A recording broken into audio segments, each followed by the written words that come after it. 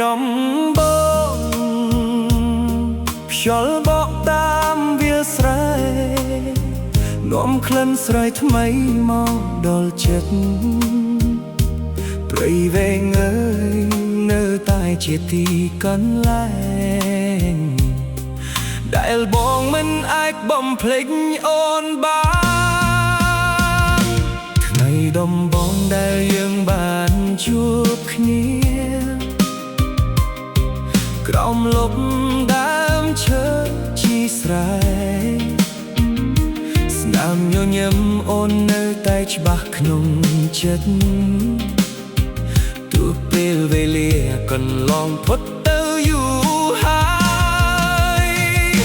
ផ្លូវក្រហមដែលយើងធ្លាប់ដើរនៅតែហៅឈ្មោះអូនក្នុងចិត្តបងអនុស្សាវរីយ៍មិនដែលរសាត់បាត់នៅតែស្រស់ស្អាតដូចថ្ងៃម្សិលមិញព្រៃវែងស្នេហ៍ដំបងរបស់បង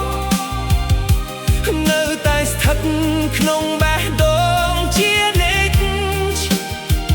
តួអូននៅទីណាក៏បងនៅតែនឹក